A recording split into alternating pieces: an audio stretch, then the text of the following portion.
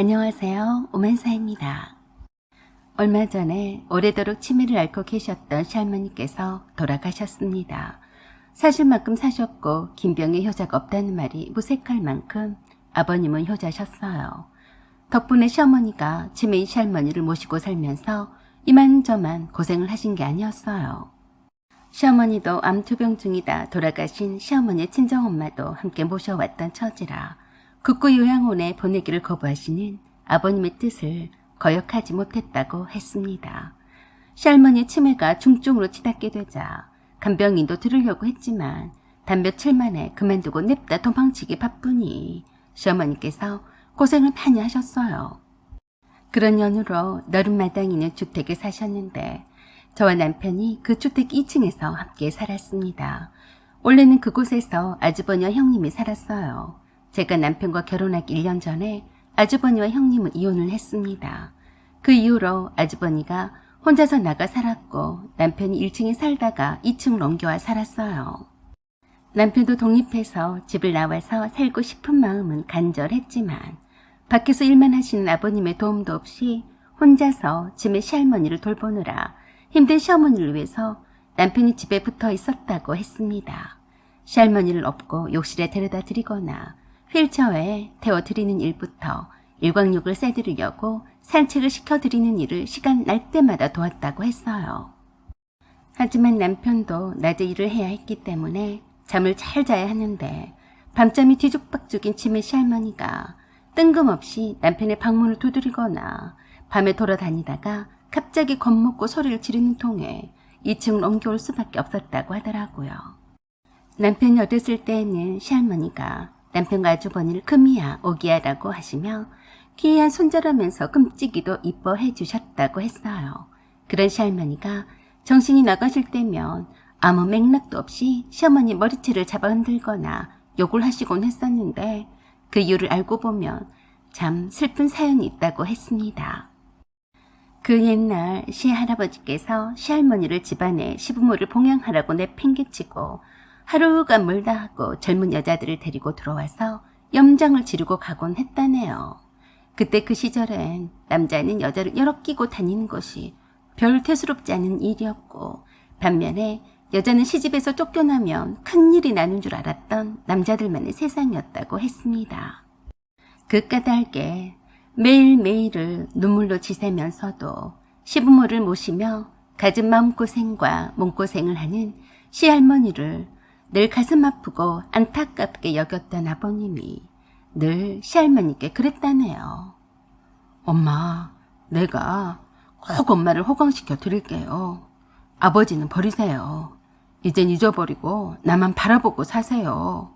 내가 엄마가 고생하신 거 다 보상받게 해드릴 테니까 너무 슬퍼 마세요. 다행히도 착하고 속 깊은 아들이었던 아버님 덕에 시할머니께서는 많은 의지를 하시게 되었다고 했어요. 평생의 남편이었던 시할아버지의 사랑이라고 눈꼽만큼도 받지도 못하고 사셨지만 큰아들인 아버님은 늘 시할머니의 보람이었다고 했습니다. 시할머니는 젊은 여자만 보면 젊은 시절에 고통스럽게 각인이 되었던 그 옛날에 시할아버지와 함께 팔짱 끼고 대문을 넘어왔던 여자들을 연상을 하곤 했다네요. 그래서 한 번씩 시어머니가 엄청 힘들어 하셨습니다. 그럴 때마다 옆에 두 아들이나 아버님이 계셨으면 좋겠지만 하루 온종일 두 분만 있을 때가 많았으니 얼마나 힘드셨겠어요. 치매인 시할머니 때문에 외출을 쉽게 할 수가 있나, 남들도 타가는 여행이나 부부 동반을 해서 여가 생활을 할 수가 있나. 아버님은 사업을 하시니까 퇴근하시는 시간들이 일정치가 않아서 큰 도움도 못 주시고 있다고 했어요. 그래서 그 큰 집에서 시어머니는 옆에 누군가가 있어주기를 원하셨습니다. 그런 탓에 시어머니가 아주버니가 결혼을 하실 때에는 2층에 들어와서 살기를 바라셨대요.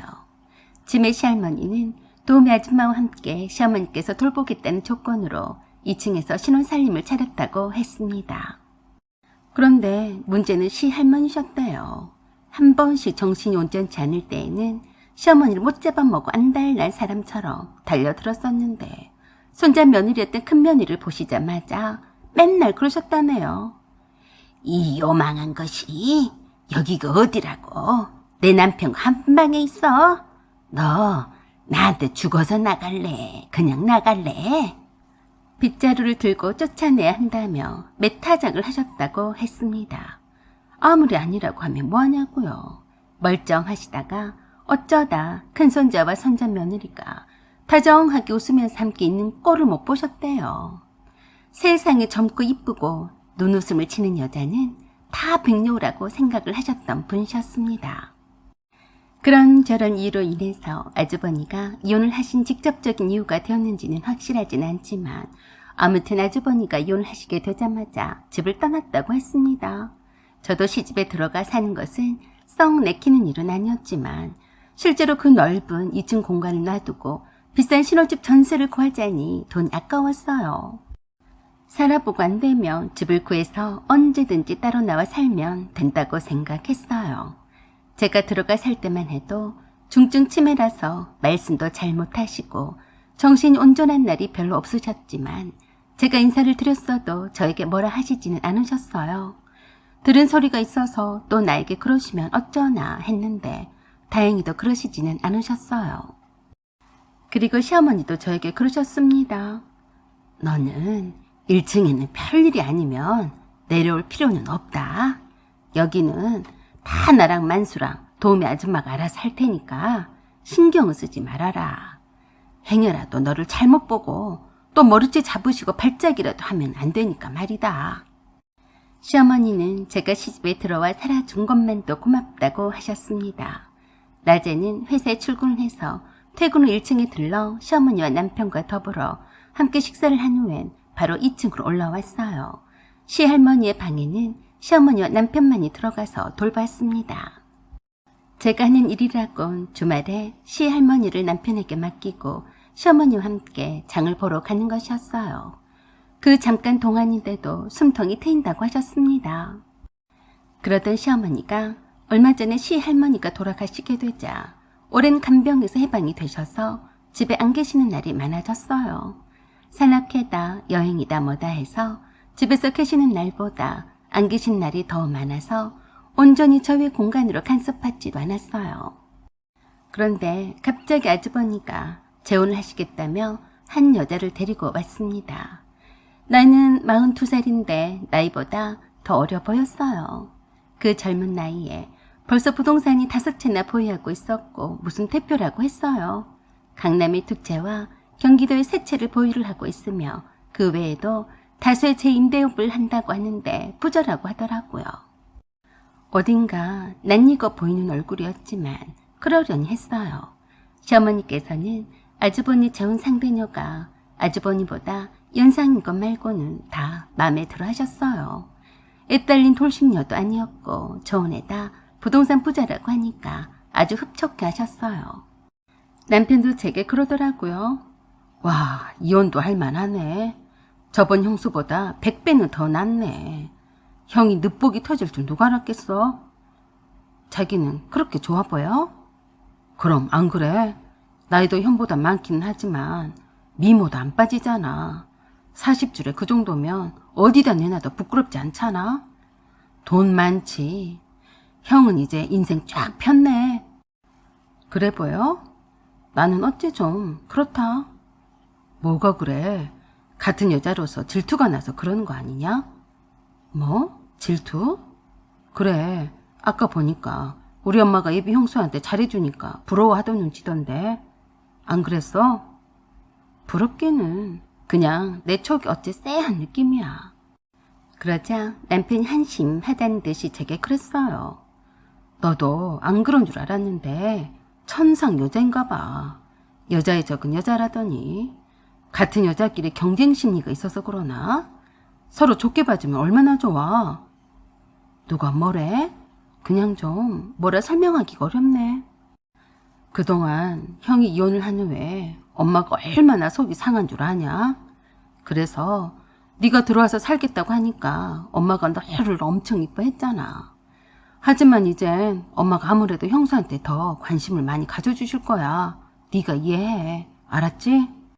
남편은 제가 아주버니 재혼 상대녀에 대해서 좋지 않게 말하자 제가 시어머니의 관심이 온통 그 예비 형님에게 가 있는 것을 두고 질투를 한다고 생각했어요. 그래서 더 이상 뭐라 확실치 않아서 말은 할 수가 없었지만 계속해서 좀 뭔가 내키지 않는 부분이 있었어요. 그 후로 아주버니의 재혼식은 일사천리로 진행이 되었어요. 시어머니께서 혼수 같은 거 다 필요가 없다고 하니까 식구들은 명품 가방을 선물로 보내왔어요. 그것뿐이겠어요? 얼마나 돈이 많으면 그런지 아주버니에게도 외제차를 떡하니 뽑아줬어요. 그래놓고 형님이 타고 다녔어요. 나중에서야 알게 되었지만 1,000만 원으로 차를 인도받고 나머지는 다 아주버니의 카드로 긁었더라고요. 아주 웃겼어요. 그리고 초혼임에도 불구하고 아주버니가 재혼임을 고려해서 결혼식도 조그만 교회를 빌려서 꽃값만 지불하고 목사 앞에서 가족만 모인 자리 앞에서 사진 한 판 찍는 것으로 대신했습니다. 그런 형님을 보면서 시어머니께서는 칭찬이 이만저만이 아니셨어요. 역시 사업을 하는 며느리라서 그런지 다르긴 다르네 라고 하시며 시어머니는 아주버니에게 그러셨어요. 너는 네 마누라한테 잘해야 한다.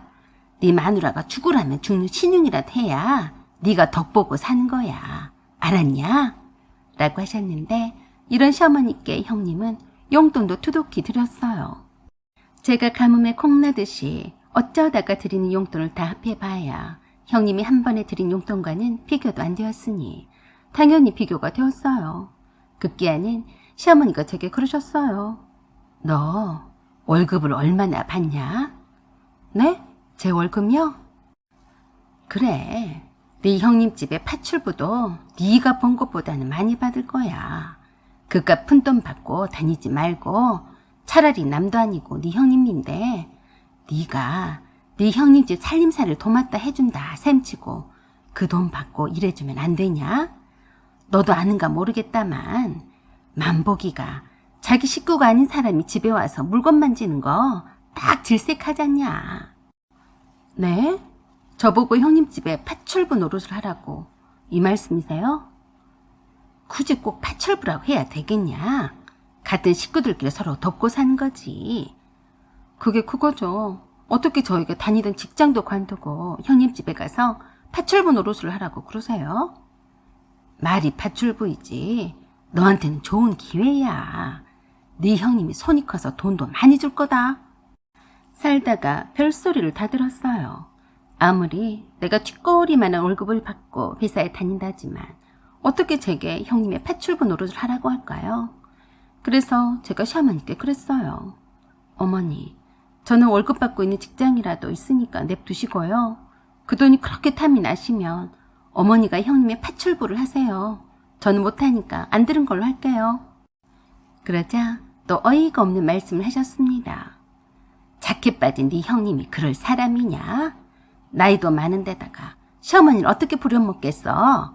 만복이가 깔끔쟁이라서 다른 사람 손을 타는 걸 극도로 싫어하는데 그래도 너는 우리 식구이니까 괜찮아 할 것 아니냐? 너도 맨날 고생해서 지옥철 타고 다니면서 고생을 안 해도 되고 말이다. 어떠냐? 싫어요 어머니 라고 하며 자리를 박차고 일어나 가버렸어요. 그런 제 등 뒤에다 대고 그러셨습니다. 아이고 저런 쓰잘데기 없는 자존심만 내세우면 평생 그 팔자지. 돈을 쓸어 담는 만복의 철을 보면 모르나? 제가 그동안 시어머니를 잘못 봤다고 생각했어요. 갑자기 웬 돈 욕심이래? 기분이 팍 상해서 남편에게 일렀더니 남편이 그랬어요. 말이 파출부이지. 남에게 돈을 주느니 오전에 잠깐 가서 청소해주고 집안일 해주고 그만한 돈을 받으니까 엄마 입장에서는 그게 더 낫겠다 싶으셨겠지. 아이고 누가 효자아들이 아니랄까봐 자기 엄마의 표현은 참 잘도 하네. 남편의 말을 들으니 있던 밥맛도 떨어지겠더라고요. 그럼 너도 내가 형님 집에 가서 매일 파출부 노릇이라도 하면 좋겠다는 거냐? 아니 그렇다는 것은 아니고 우리 엄마 입장에서는 하루 종일 몇 푼 되지도 않는 돈을 벌려고 회사에 충성을 해봤자 뭐하냐 이거겠지. 막말로 오전에 빡세게 집안일을 해주고 오후에는 네 시간을 가질 수도 있는 거잖아. 가성비를 따져서 그러신 거지. 남편의 그 말에 자존심이 더 상했어요. 그런 생각이라면 너나 그래라. 회사 때려치우고 네 형수 파출부나 해. 그러면 되겠네. 그 일로 남편과 크게 다퉜어요.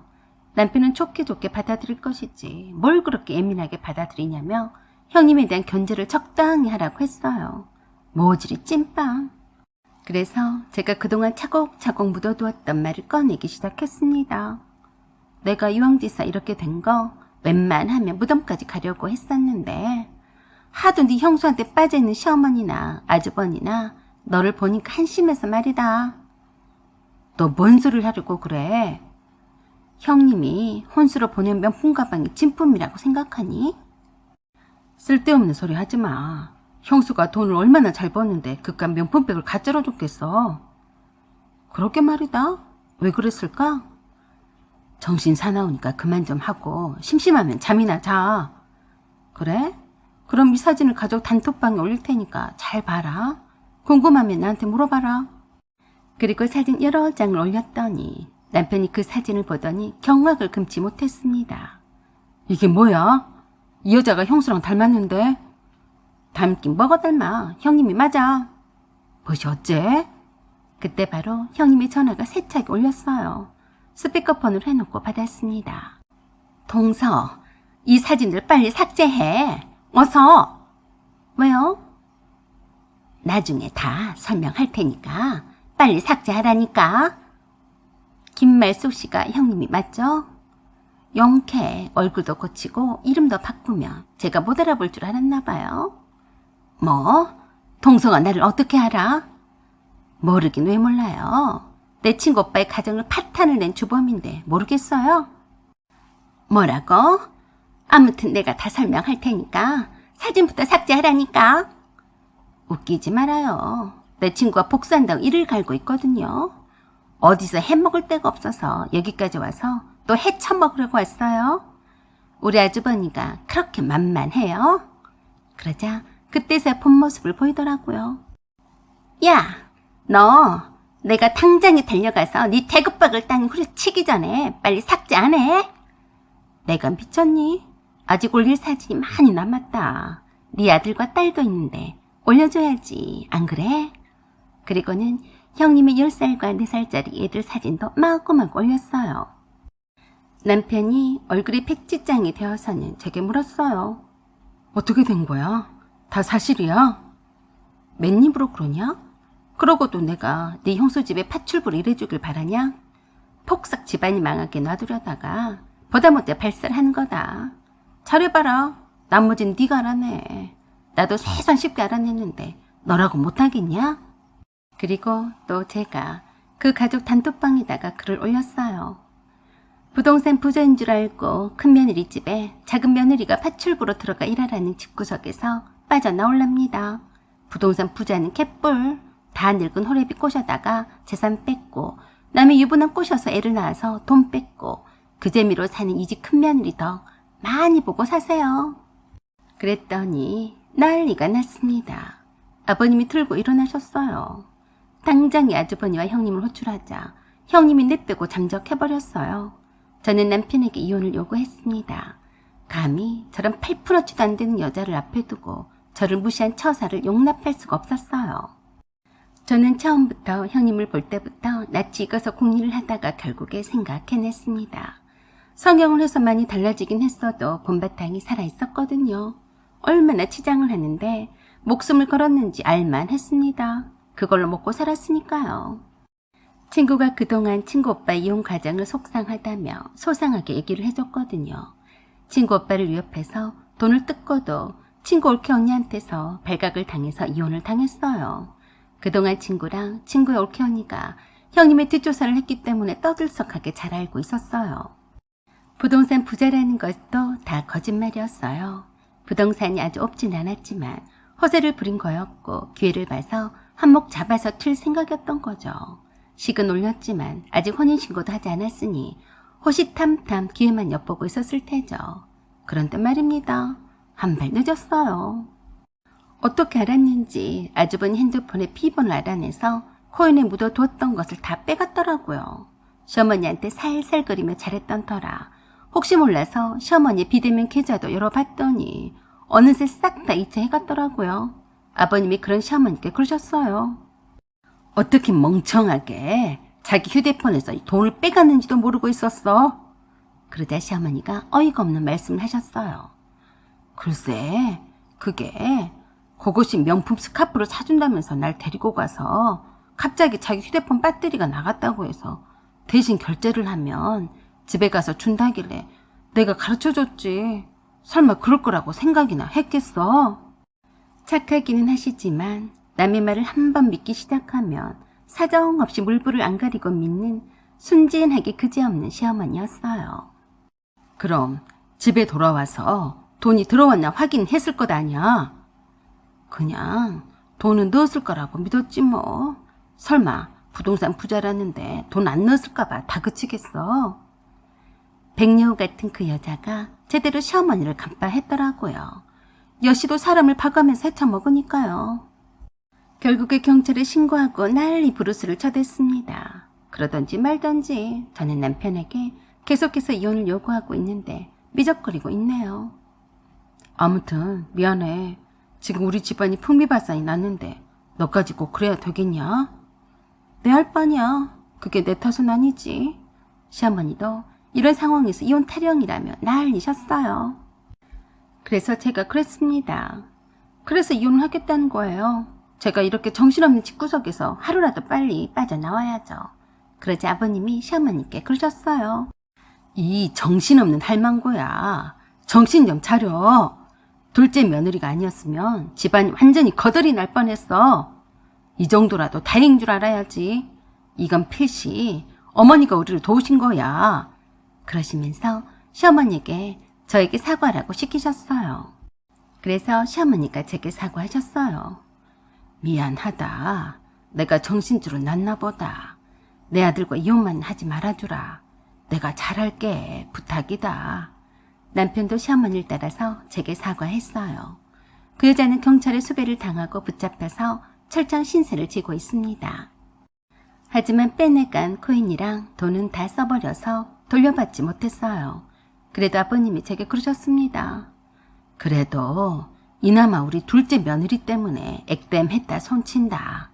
내가 대신에 깊이 사과할 테니까 네가 우리 집안 좀 지켜주면 안 되겠냐? 내가 그 보답으로 이 집의 명의를 네 앞으로 해주마. 어떠냐? 그러자 저도 어찌할 수 없는 간사한 인간이라서 마음이 움직이더라고요. 이렇듯 사과의 뜻을 보이시는데 이혼만이 능사가 아니라서 보류하기로 했습니다. 그 뒤로는 시어머니가 저한테 말씀을 조심하네요. 다시는 안 그러시겠죠? 두고 봐야죠.